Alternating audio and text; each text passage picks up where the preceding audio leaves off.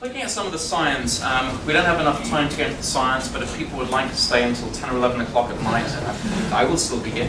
But if you look at there is some science behind this. I have a PhD background. Just didn't finish my PhD like all good entrepreneurs.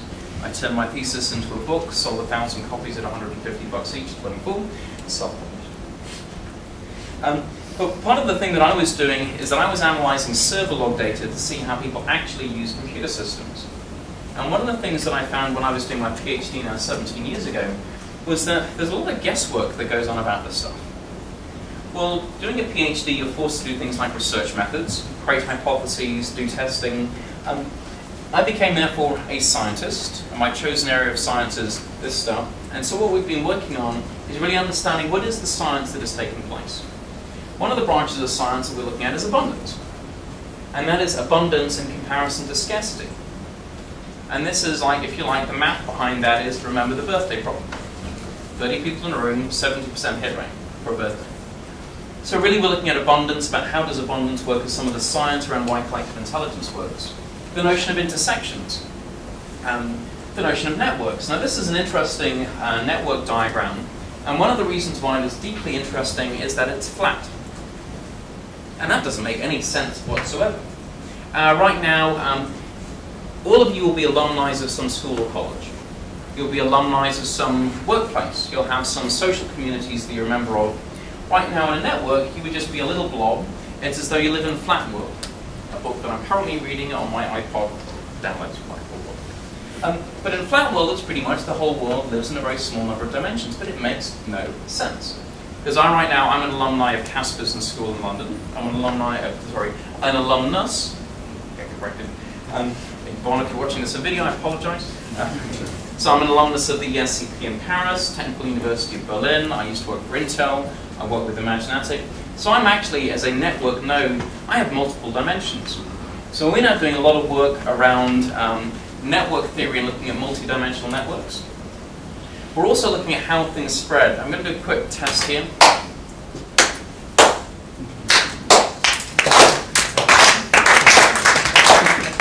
What the hell had just happened? There's some freaky stuff happening. So it turns out I've been looking a lot at complex systems in emergent behavior. So if you look at clapping as an example, to understand some of the freakiness of humans, but it's one of the things we live in an unbelievably complex world, very complex. In order for us, as sort of poor, frightened human being monkeys to handle this world, we're really good at recognizing patterns. And then once we recognize the right pattern, we find a rule that applies. One of the rules that we have is follow what your peers are doing, which means we look around, we see what somebody's doing, and we copy it. Another rule we have is keep doing what you're doing until there's compelling reasons to change. Those two rules alone explain maybe 60% of human behavior.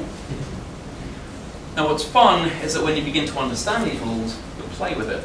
I've been studying, if the rule is keep doing what you're doing and follow other people, I've been studying recently ignition.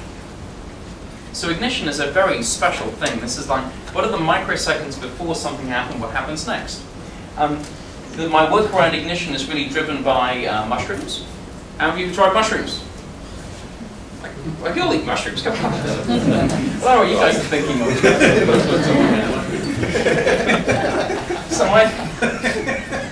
But my work around ignition really was sort of massively pushed forward. Patrick, who's my 5.5-year-old son, he came in at 8:30, he was meant to be asleep at 8:20, saying, "Daddy, how do mushrooms grow?" I have no idea. Now in the old days, of course, I remember when I was a kid, we had Encyclopedia Britannica, and as our parents hadn't had enough money, we'd have to wait for another year until we got to the letter M. I mean, how quick was that? That's what we used to have. Look how far we've gone. So right now, okay, if you want to do mushrooms, it's going to be faster for me to Google it on the iPhone than it is to actually sort of argue with you. So okay, pop it open. You want to see a video? Fine, we'll do that. And I was reading about mushrooms that gave us the insights really around ignition. Mushrooms are a spore, and the interesting thing about a mushroom is that the cells are there and the cells merely inflate. So the mushroom is always there, it just like, does it have an enabling condition for it to sort of become a sort of what we see as a visible mushroom? It needs a substrate to live on. It needs some nurturing and enabling conditions like soil. and then there is some sort of catalytic reaction, heat and water. But the mushroom is always there. Now, once you begin to have ignition, we're looking at how things spread. The best example of this, and hopefully I'll be having great expectations when we finish this presentation, if you look at standing ovations, I'm not wanting to hint or anything else, but standing ovations are really, really interesting. If you look at how people clap, particularly how standing ovations occur, standing ovations never occur with somebody 10 miles away standing up. Doesn't make any sense. Standing ovations very rarely occur in the middle of a performance. Standing ovations do not occur from the back of the room. Why? Follow what other people are doing. If I can't see somebody behind me standing up, I won't stand up. Standing ovations tend to occur in a special place. I mean, this is, if you like, your substrate. They tend to occur at the front of the room. Because the people that are most interested and enthusiastic tend to get there first. They may pay for better tickets at a particular performance, so therefore they have a greater propensity to ignite. Now it's interesting, if you look after ignition, it's called pickup wave 1 and pickup wave 2. And these things happen almost in microseconds. Pickup wave 1 is that the first person stands up and starts clapping. Pickup wave 1 is those people looking at the ignition can be either positive or negative. So it can either amplify or negate. So a negative one would be, Mark, sit down, you're making a fool of yourself. And I might sit down. Or it could be positive, pickup wave 1 could be positive. Somebody else on the other side of the room follows, okay, if you're clapping, I'm going to clap too. Pickup wave 2 follows pickup wave 1 and the ignition. Now what happens then is that all of the rules change. At the beginning of that rule, we were in an emergent world where pretty much people had choice, complete freedom of choice, and these things just emerged. Now what happens is that we switch from an emergent behavior to a structural phenomenon. That structural phenomenon is that I can't see because I'm sitting down. Really, really important. So now it goes from people behaving because they're volunteers and they're following, to structurally, I have to do this because I want to see what's going on. And that's when you have a small number of people clap. I mean, you watch this thing over and over again. Some people clap, sometimes the clap doesn't spread. Sometimes the clap goes, other people follow.